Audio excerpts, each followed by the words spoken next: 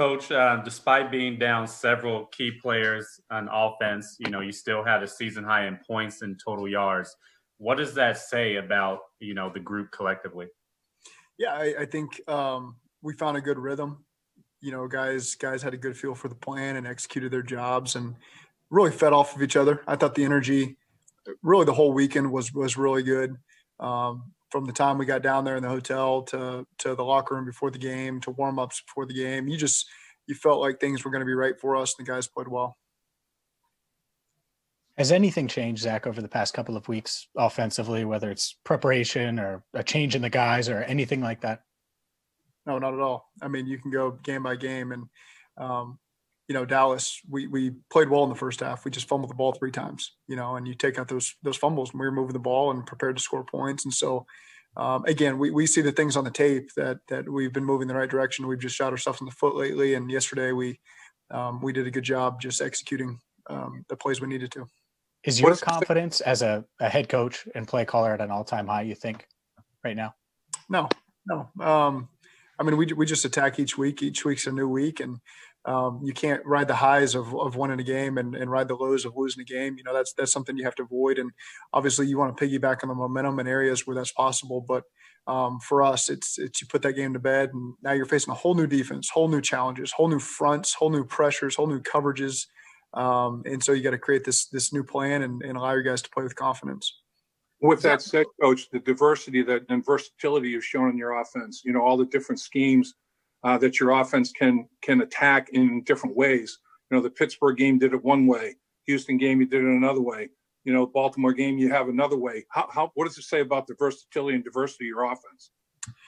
Well, I think that, again, our guys have done a great job executing what we've asked them to do. And on top of that, we played better complementary team football these last couple of weeks that have allowed us to be versatile. When the defense creates turnovers like they did 2 weeks ago and then one in the second half to win us the game, it allows us to call games on offense and defense the way you want to when you're right in the thick of it and not playing from behind like we've done so many times over the last 2 years, which alters the way you want to do it.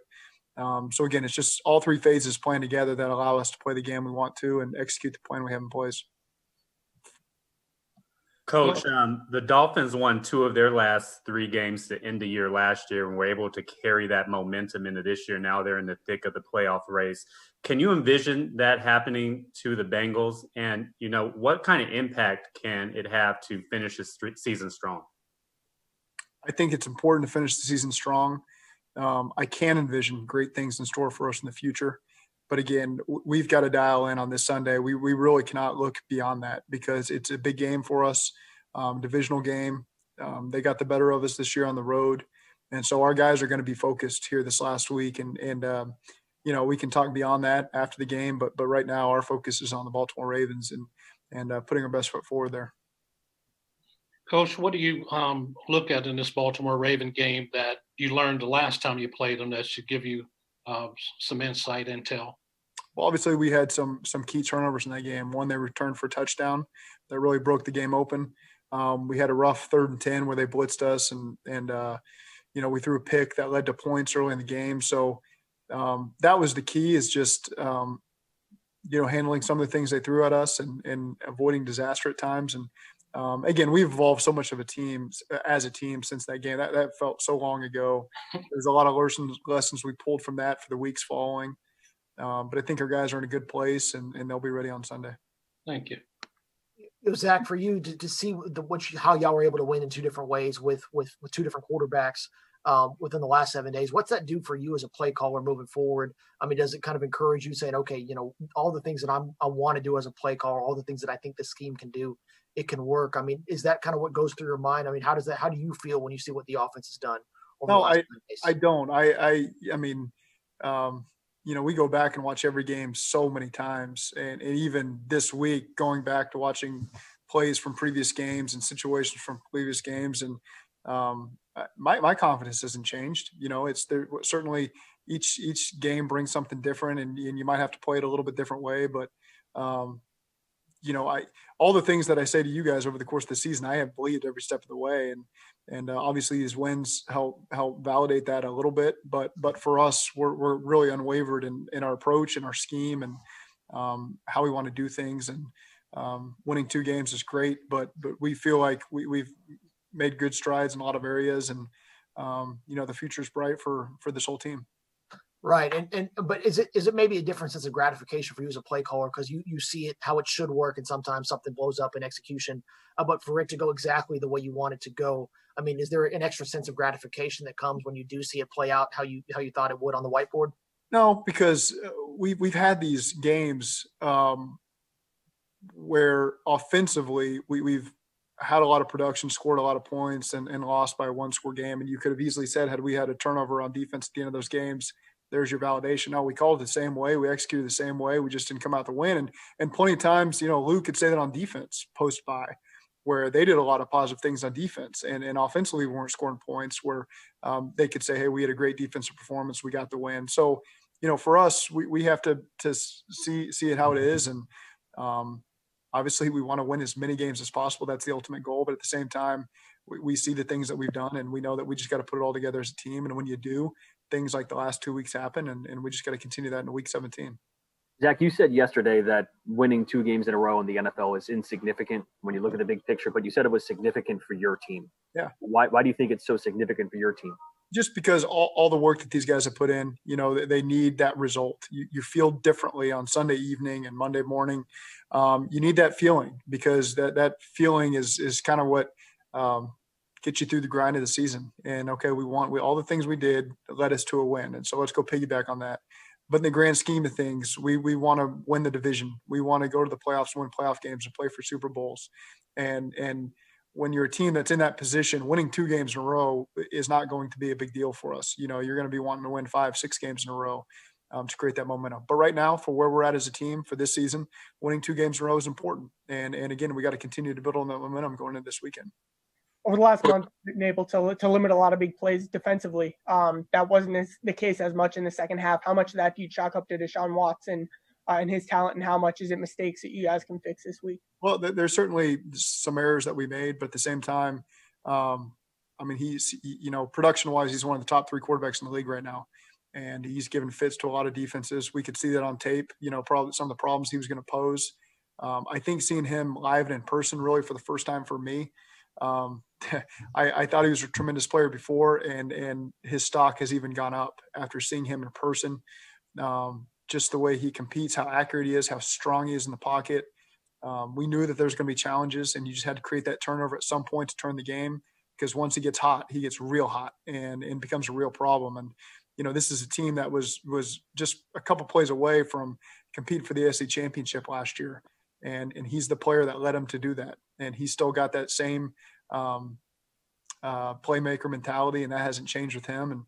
And he's a tremendous player, and he put us in some tough spots yesterday. But at the same time, there are some things that we need to clean up as well. 2 more minutes. How much stress does a speedster like Brandon Cooks put on a defense? Well, Brandon is a tremendous player.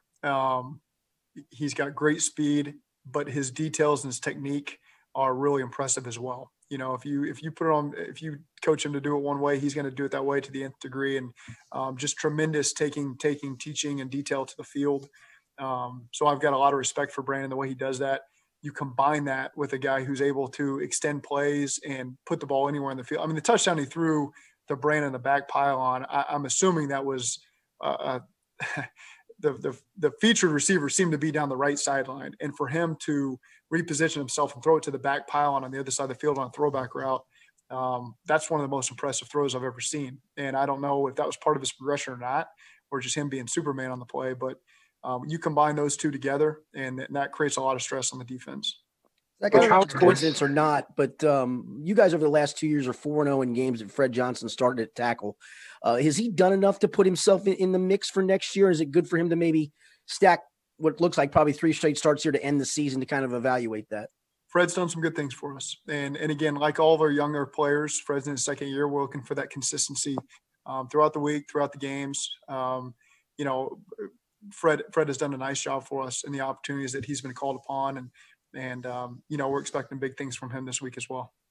Zach, it's week 17, Zach. It's week 17. The NFL has made it to this point without missing any games. Yeah. Do you consider it remarkable that the league has pulled this off? And what are some of the things you missed most this year about the normal way of life in the NFL?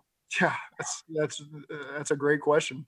I looked back through my notes in July from our call with the league, and just the issues that we were dealing with at that time. If I'd, there's no way I probably would have thought we would have gotten every game in, to be quite honest with you. So where we're at is really impressive. I think the league and the teams have done a tremendous job handling it. The players, it's become part of their routine. They've done a great job handling it. What I miss the most is connecting with the players anywhere outside of the practice field. The team meetings on Zoom, all the meetings on Zoom, having to FaceTime, with players because you can't really meet with them in your office. All those things you miss tremendously. And I think our leaders on the team have done a great job trying to make up for that and keep this team connected in the locker room where they can. And again, it's, you hate calling the team up after practice and everyone's standing 50 yards from you and you're screaming. I'm usually hoarse at the end of practice because I'm trying to deliver a message and guys, can't get within 40 yards of me. And so you're screaming. And so those are the things that I can't wait to put behind us someday. Hopefully sooner rather than later. But again, everyone's dealing with them. It's all about how you handle it. Our guys haven't complained. They've powered through it. And I applaud them for that. Coach, when you look at your position coaches with so many players going down, you talk about them deserving the credit. I mean, Jackson goes out and, Erickson's in the slot, and then you've got, Brandon Allen and on and on and on and on. And yet all these guys come in and seem to play well. And it speaks to how they've been prepared to play next man up mentality. Yeah, our coaches are really good teachers. I do believe that. And they do a great job communicating things with the players. And so when that next man is up, they've done a good job of staying on top of everybody in their position group, scout team players, practice squad players, because you never know when those guys are going to be up. And, just really do applaud the coaching staff for the job that they've done, keeping those guys ready to go. Zac, you mentioned, obviously the goal one day is to win an AFC North title and compete for that.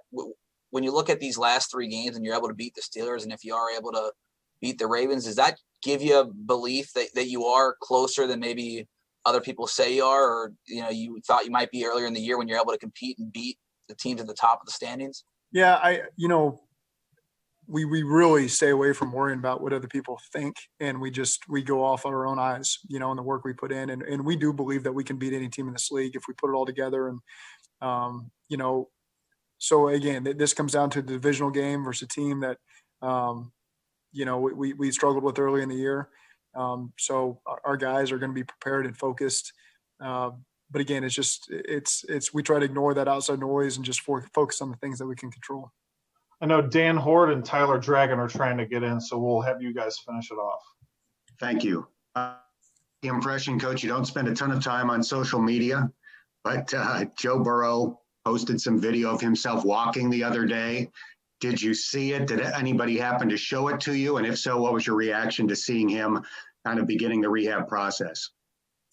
I saw it on TV, I believe. And, we stay in touch with Joe. So Joe's a part of our weekly process. And, so those are things that we've always talked about with him. He's in a great place. We enjoy speaking with him. Look forward to having him back when he does come back. And he's doing well in California. How's William Jackson doing? Do you have an update on him? He'll go through the protocol, initially. I think it's pretty good, but he'll go through the protocol this week. What about the weekly Joe Mixon update? Yeah, I don't anticipate him being out there this week. Okay, so he's all right. Out all right. So let me get one in here because I think we've made it to week 17 of the Joe Mixon update. So I think, Zac, the big question is why not? I guess what has kept him from not playing and keeping him on a week-to-week basis instead of saying, okay, why not rule him out earlier or just go ahead and say with definitively he's out? What about this specifically made this a week-to-week situation and not a long-term situation where you were able to say maybe weeks ago, all right, we don't think Mixon's coming back this year? It's a foot injury. It's not always cut and dry. You want to give him every opportunity that if he's able to play, let him play. If not, make sure that he's fully healthy before he gets ready to play. So it did us no advantage to rule him out for the season. Give him every opportunity to continue to work through it and get healthy. And at this point, it's week 17, and he's done a great job. He's done everything that's been asked of him to try to get healthy. But now you'll be able to turn his focus to next season and making sure he's ready for the spring. And but again, it's terrible for Joe because anybody that knows him knows how invested he is in this team, and he just wants to help the team win. And he's done everything he could. And Again, with a foot injury, you just want to make certain that it's fully healed. We don't do anything to compromise that process, and look forward to getting him back in the fold this spring.